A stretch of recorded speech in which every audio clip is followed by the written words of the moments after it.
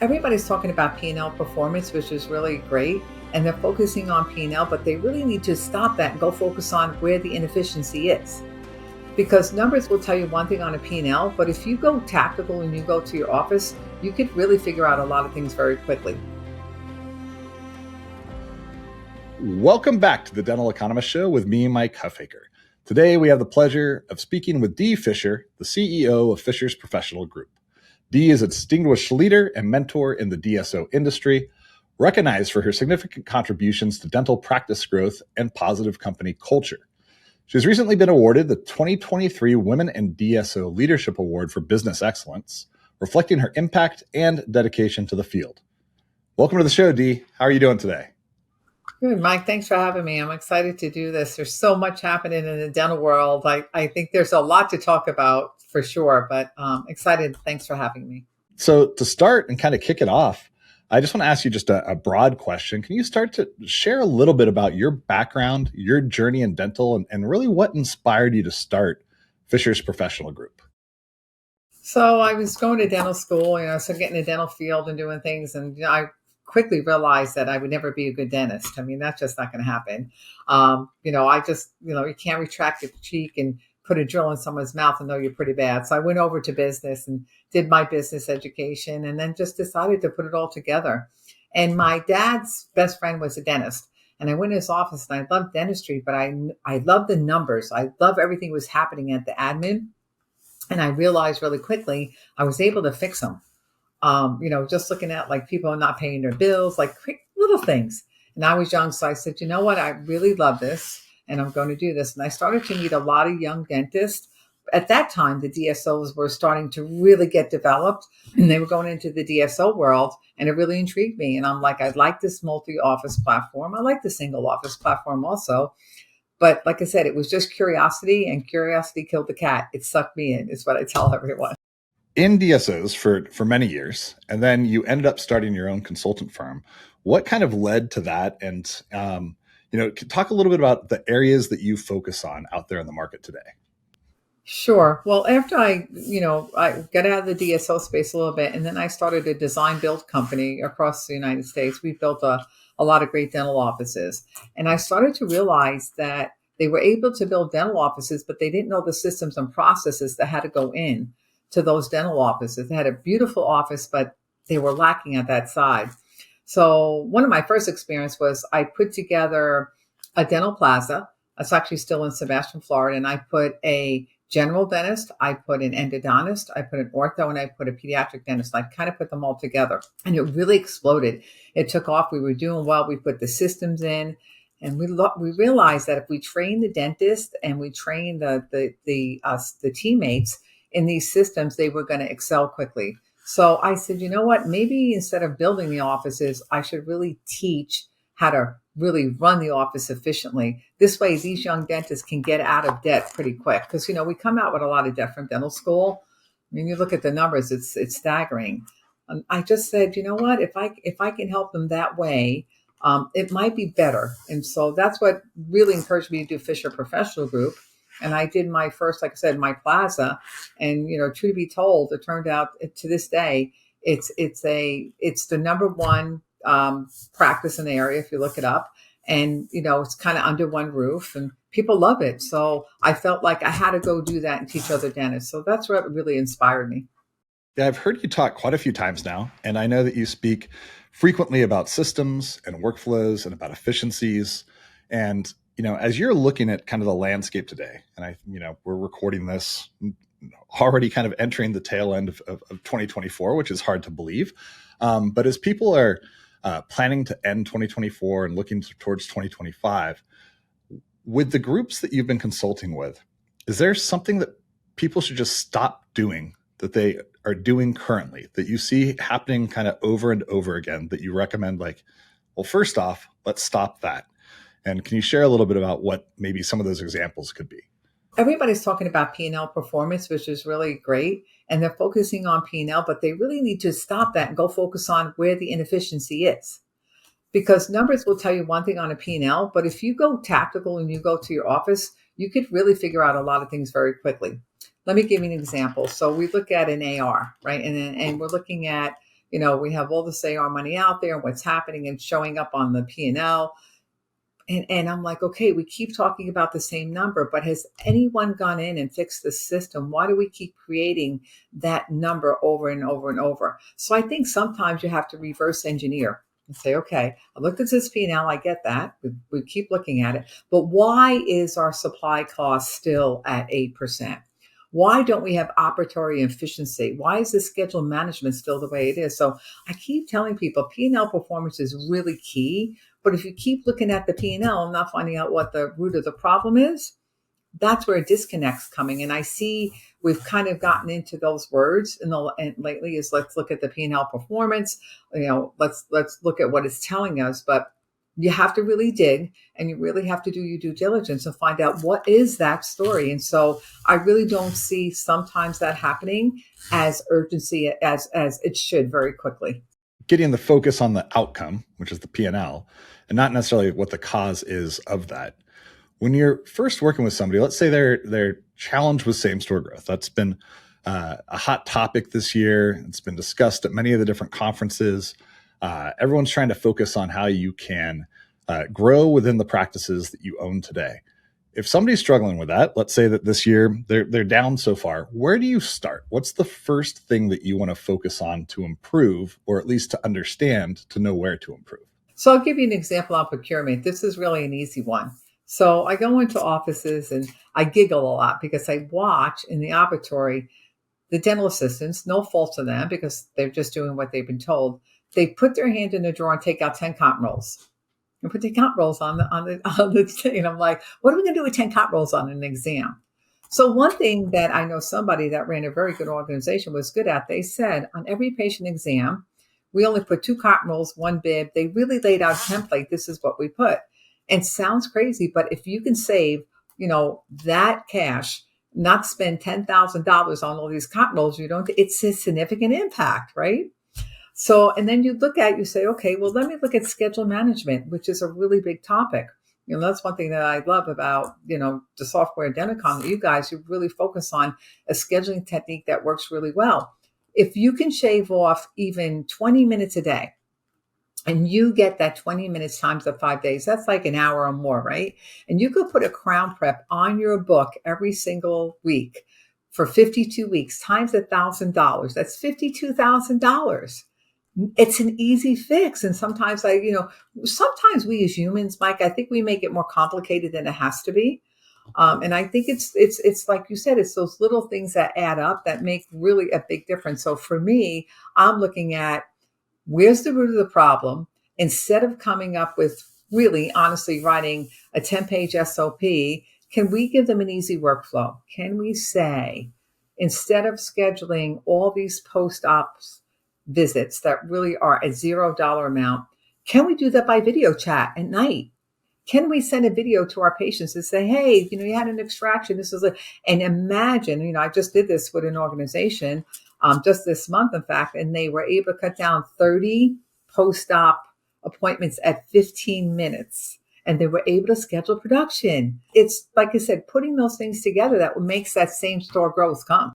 So when you explain it that way, it doesn't sound like, from your perspective, that we are experiencing a demand challenge. It sounds like there's maybe capacity constraints. It sounds like there's a production per visit challenge that practices are kind of navigating through. Do you agree with that, or do you feel like there's a combination of both?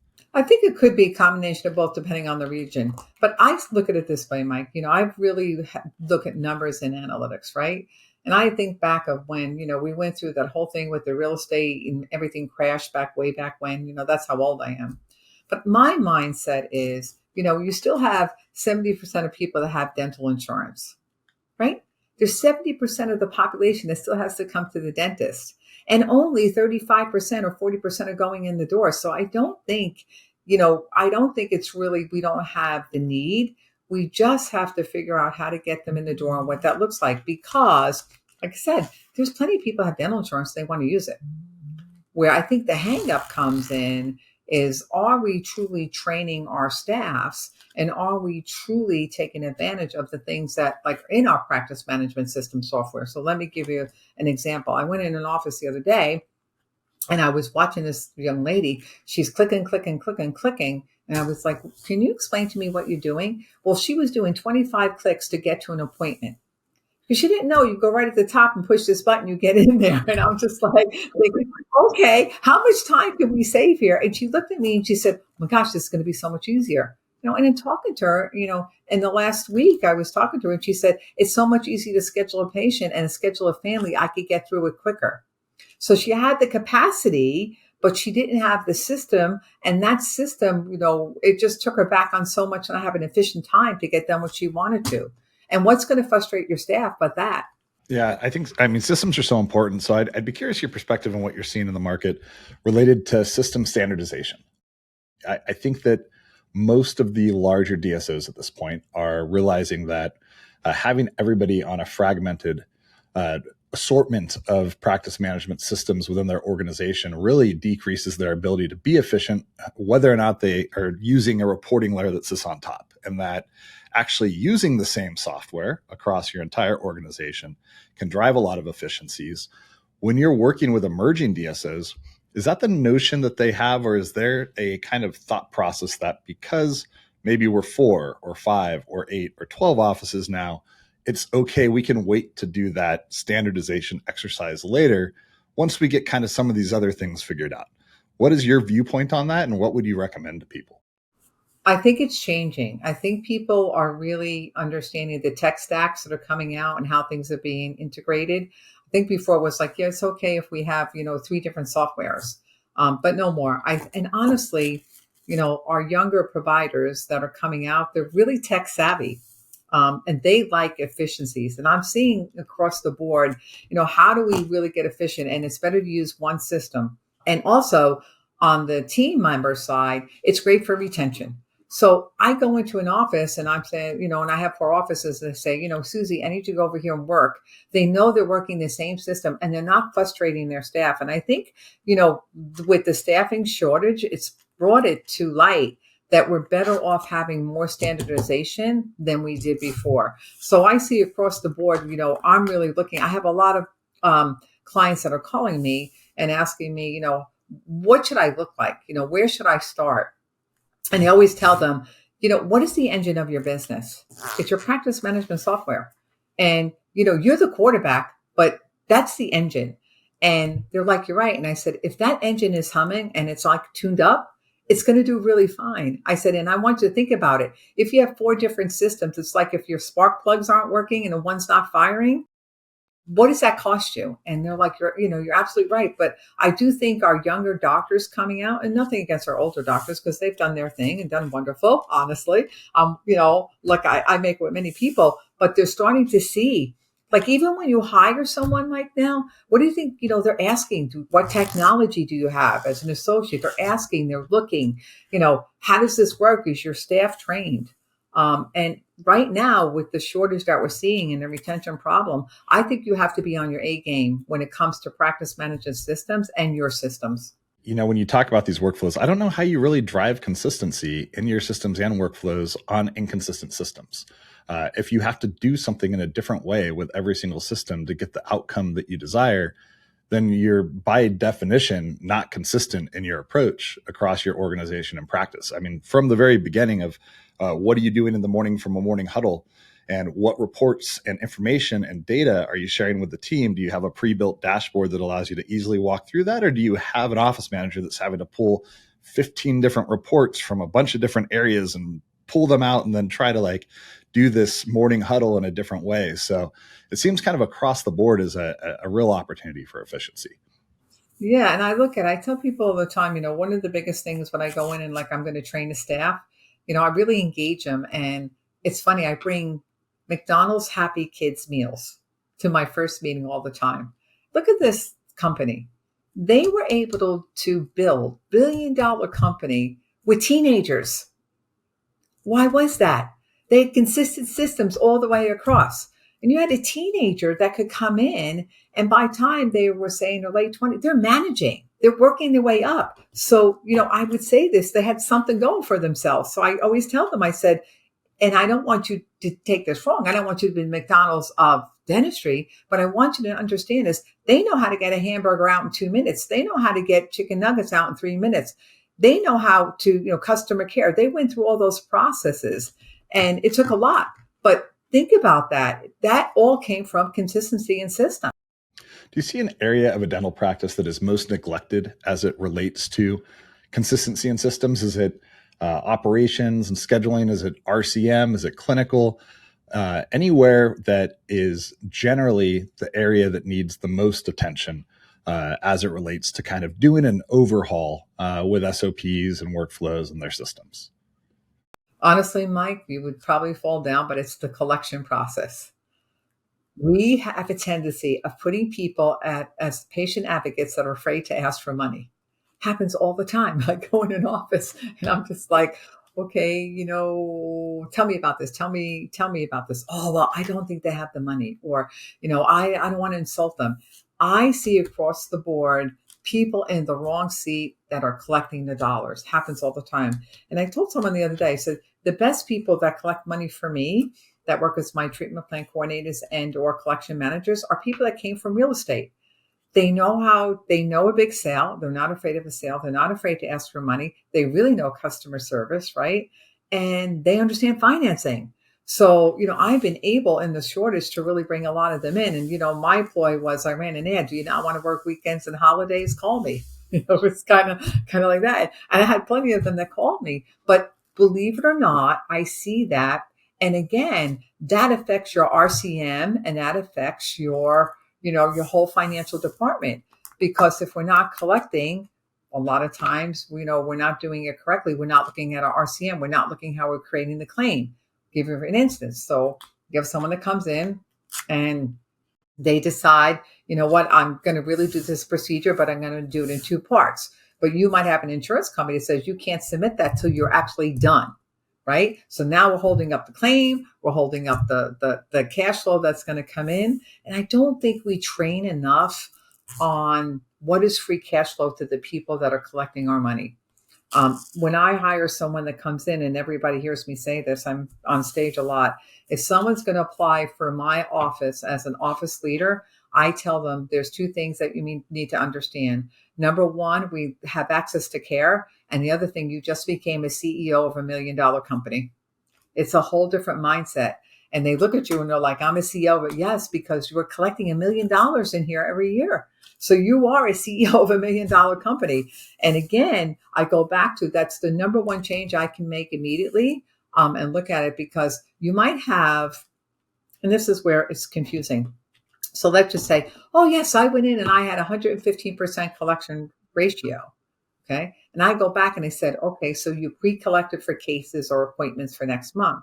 But what did you actually collect from this month's production? And you look at it sometimes, it's like 75%. But the numbers, everything's looking good. And that's why you really have to look at your system a lot of times and say, okay, I do have 115% collections, but 115% of what? So it's a big area for me.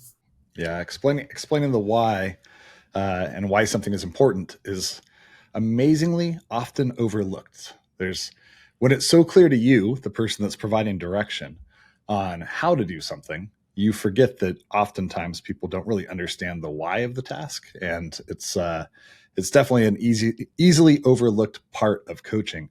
Now, you mentioned something a minute ago about not working nights or weekends, but I do want to ask. We at our Orbit event last year. At dinner, we were chatting with a couple other leaders of DSOs, and you guys got into a conversation on opening up over the weekend, either on Saturday or on Sunday. What is kind of the ingredients of what should be going on within a practice that should cause them to consider whether or not they should extend hours or bring on an associate that can cover different times over the weekend and start to explore that as an option if right now, say they're only open Monday through Friday, or even Monday through Thursday, and they're having some challenges with their business? So I look at it regionally. I'll give you an example. I have an office in Florida, and I'll tell you that Sunday's their biggest day. A lot of times, I look at Fridays and I say, moms are taking their kids to events, doing all kinds of things. And I really think you have to look at what's really productive. The other thing I look at is on the staffing market. Like you have a lot of single moms that would love to work they can work on a Sunday because they have free daycare. They have a spouse that's in there, correct?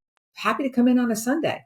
Now, if you look at how many teeth break on Sunday and how many people are not doing anything on Sunday, we just assume they are. And I can tell you, sounds crazy enough, but it's one of the biggest days in dental because nobody's open. And you don't have to have every office open. Let's just say you have 4 or 5 offices. You choose one office a month. It's amazing what comes through that door. And again, I go back to on the retention side, we have a lot of female doctors that now are, in our industry would love to work on a Sunday. They could work 1 or 2 or 3 Sundays a month and make an income and still stay with their children. It works out well. And the same with a mom. She could go to the dentist, or a dad, they could go to a dentist. So we find a lot of times, especially teachers, caregivers, they're all available during that time. And it's like we're not fighting to fill our books from, 10 to 2. And a lot of times we have staff that would love off a day during the week. We just never ask. And it's again, I go back to as humans, we develop habits. And when I go in and I look at a practice, I'll say to them, okay, let's look at this. Let's look at your calls. We're looking at your calls. Your maximum number of calls come in between 6 and 8. Why don't we have someone answer the phone between 6 and 8? Or you look at, people are requesting not Fridays. They're not requesting Tuesdays. Why is that like maybe a large case day? So I think just really putting the pieces of the puzzle together. But I will tell you, across the country, people think Saturdays is a really strong day. I can tell you Sundays are even stronger from what I've seen from my perspective. And it's something that I think in the new world, and the way things are happening, especially post-pandemic, we need to open our minds to. Yeah, I mean, well, there's the least amount of supply on Sundays, right? Like that is a still relative rarity for a dental practice to be open. I like your question. Well, how many teeth break on a Sunday? Probably the same amount that happen on a Tuesday, Thursday, or any other day of the week, maybe more because all the kids are at home doing whatever. But yeah, I think it's interesting. I personally would love to have more access on the weekend. I end up rescheduling my dental appointments constantly because they're always scheduled during the week. And then something comes up and then like 3 days before, it's like, nope, work trip, got to reschedule. It's very frustrating. But we're talking about retention and staffing. Would you suggest you don't even necessarily have to have the same staff that you have that's working full time during the week? You can almost staff your practice differently. You could find a different doctor that only wants to work part time. So you have the facility, you're paying rent for it anyways. And it just seems like that's a value add or an opportunity to serve more patients in your community. I have a practice, or actually in Alabama, and we have the A team and the B team. And the A team, they work 3 days a week, and the B team works 4 days a week. The next week they switch off. One works 4, one works 3, different hours. The reason why we've done that, we realize that the A team starts from 9 and goes to 5. The next week they're starting 8 to 3. It gives them a lot of, versatility in their lives. And we found we're not missing any production because we have the A team going or the B team. You could still do the same thing on weekends.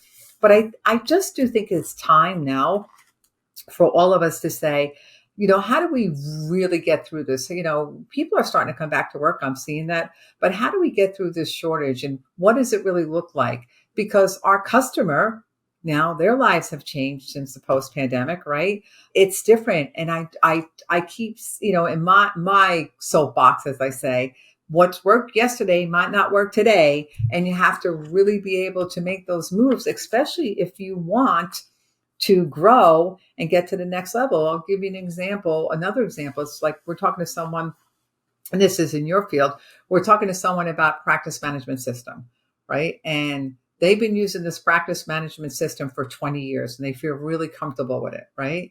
And their young people are coming in and they're like, I haven't seen that ever, and they're like, what is that? And we have other people coming in and like, could you please tell them to change that? That's from like 1940s, right? But the staff, like I said, just looks at and says, this is not for me. And when you're interviewing, they're looking at, they're like, well, I never even saw that practice management system. And then you look at the cost of training it. and what you're doing, what that time's going to take.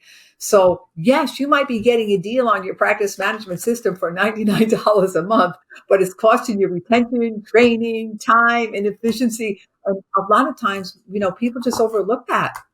Yeah, absolutely. It's so there's a term for for that, which is reasoning by analogy, like which is whatever happened before is not necessarily going to get us where we need to go. And I love that. I think that's an important thing that all the best people in business that from a growth perspective that are always looking to kind of move the needle and do things are doing things differently. You can't just rely on what had worked for you previously. The practice management example is a good one.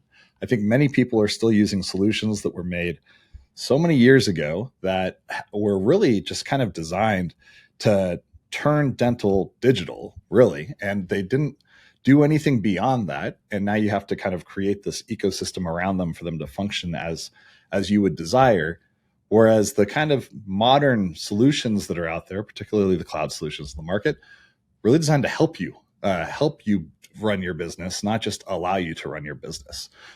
I go back to the statement where I remember, like my first office I walked in, they told me they were paperless because they got this computer. I'm like, there's more paper in here than I've ever seen. It's like, no, that doesn't work, right? But, and going on to your question back to, technologies, we're seeing so much. We're seeing the API platforms. One thing that I love that you guys are doing is a lot of the integration, what's happening.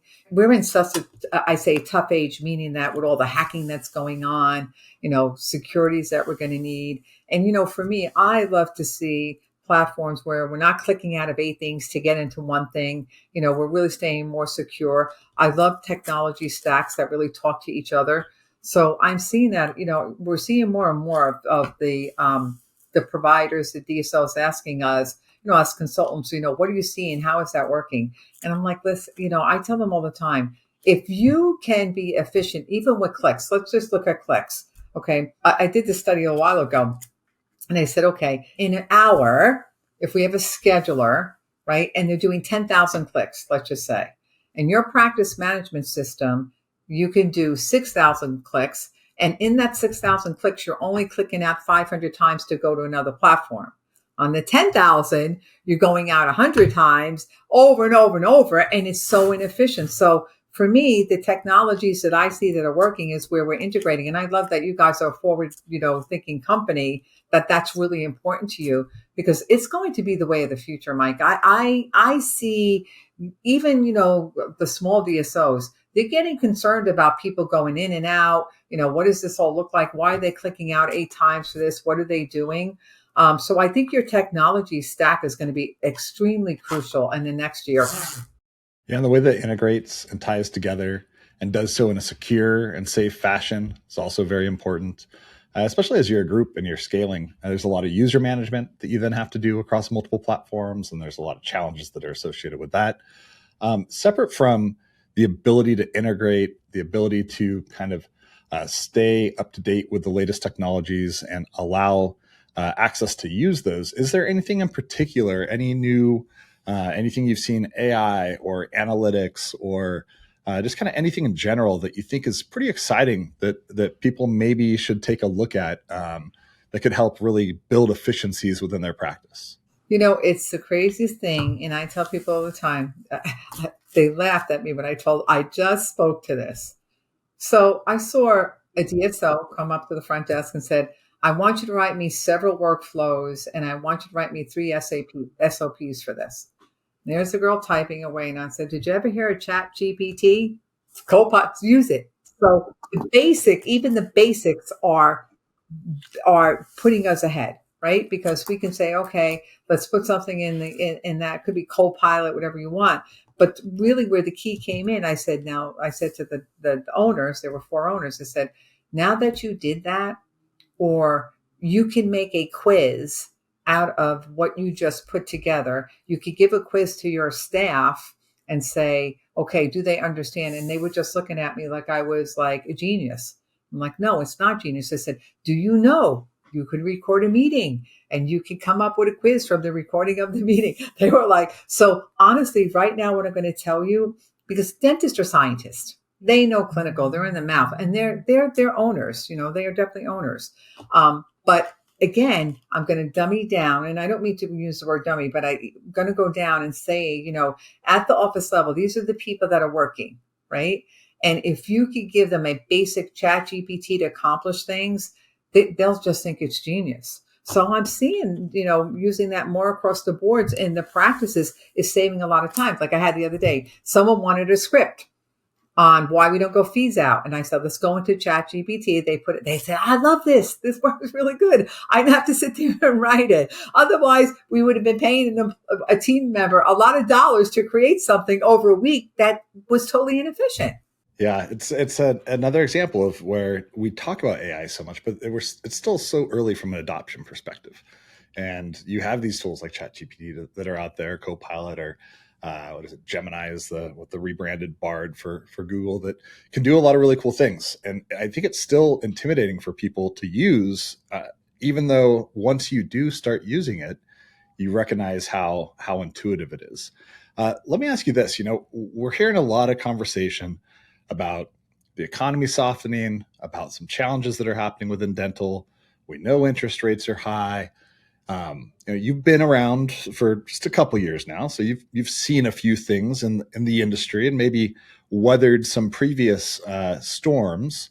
When you kind of reflect back on, maybe it was 2008, for example, where there was the housing bubble that happened, or the early 2000s with the dot-com burst, and when you have these challenges, if you could kind of go back and think, if you knew that they were happening beforehand, what are the things that you would have done to kind of prepare or shield or defend yourself from the worst parts of it?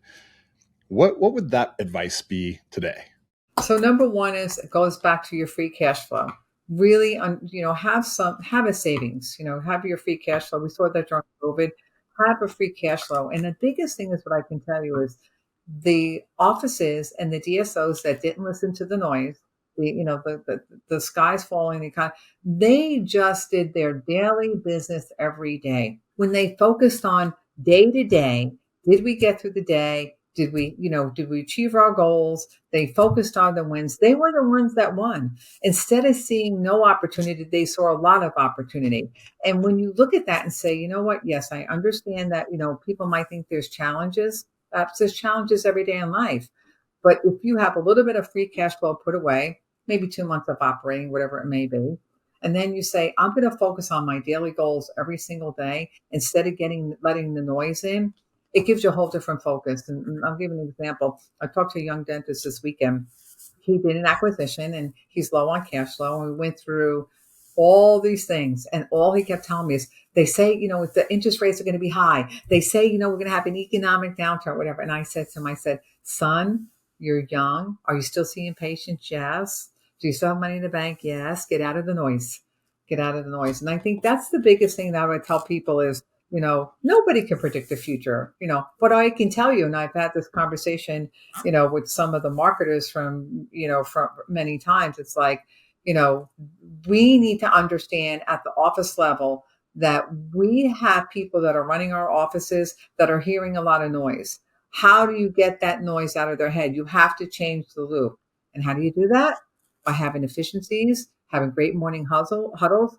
Don't focus on the down. You have to focus on the upside. And I think that's the biggest thing I tell anybody is, don't get in that, like this, the sky's falling. That's great advice.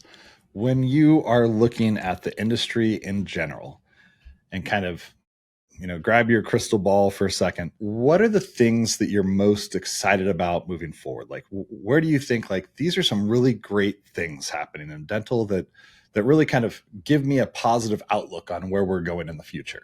So the first thing is, what I think there has been a correction, that people realize that now when they're going to purchase an office, they have to be in a better place financially. I think what's happened is we're not just buying to buy anymore, which I love, because it makes my life a lot easier. That might be selfish, but it's true. And so I think we've learned a lesson. Don't buy just to buy. And now what excites me is we're seeing healthier P&Ls.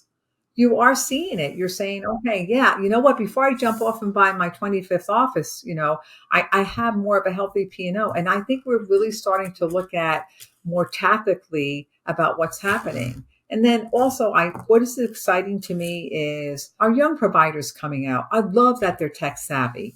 I love that they're looking at metrics. I'll be honest with you, when, my husband graduated, he's a doctor. He didn't look at metrics. He looked at crown preps. He looked at, so now we're starting to see that blend in our providers I love it. I love that I have a dentist that comes out and says, did I hit my goal today? Did I hit my metrics? Did I see, did I do the right thing? And yet they understand access to care. So to me, it's an exciting time. And I just love the fact that they're really doing due diligence now before they go purchase an office, right? Which is a good thing, for their business. And also they're understanding their metrics. You have a lot of experience, and yet you are still very much always looking to kind of keep your finger on the pulse of what's going on. What is your strategy for continual learning? How do you stay up to date on the industry and not just kind of rely on what you had done before to hopefully be what you need to do in the future? I listen to the experts that's out there. The experts to me are the people that are working at the office level and the executive teams. I really listen to them, and you find a trend. And I always say, people, trends are your friends, right? You find a trend. And so if I see something like, for instance, on procurement, I see something that's happening I go to the experts myself. I'll ask them, I say, no, tell me what you're seeing. What do you think about this? How can we make it better? I always tell people, I like to talk to people that are smarter than me. And there's plenty of them. And I go in there and say, okay, if we're having an issue, like I said, a practice management software issue, it's a training issue. Well, do I have an expert that, is on Denticon that can get on and train them? Because I'm not the expert, right? And I think the way that I stay ahead of the curve is that self-awareness. Sometimes people, I think we tend to say, hey, I'm really good at that. I really can handle it. And it's okay, Mike. I say this all the time. I hand things off to other consultants. You have seen me. I've done workshops with other consultants. I don't see it as competition. I see it as compliment. And I think if you can have that type of mindset, you're always learning and you're always coachable. That's what keeps everything relevant for me. That's fantastic. And I think that is a great note to end this conversation on. Dee, how can people find you? Do you have socials, LinkedIn, website? LinkedIn or website, either one. A lot of people find me on LinkedIn. And some people, find me on my website. But I always tell people all the time, reach out to me. I'm the type that's going to answer a question. I'm not the type that's going to say, charge you for every little thing, because I think as a human, we should always do the right thing. But they could reach out to me on LinkedIn with a question. They could reach out to my website, and I'll be glad always to, take that 5 minutes to answer them. That's awesome. I've seen that firsthand and definitely appreciate it and appreciate your generosity with your time. So thank you very much. Really enjoyed the conversation, Dee, and thank you for joining us today. Thanks for having me. I appreciate it. The Dental Economist Show is brought to you by Planet DDS. To find out more about how cloud-based dental software by Planet DDS helps unleash dentists and their staff to focus on patient care, visit www.planetdds.com. Stay tuned for upcoming episodes by following wherever you listen to podcasts. Thanks for listening.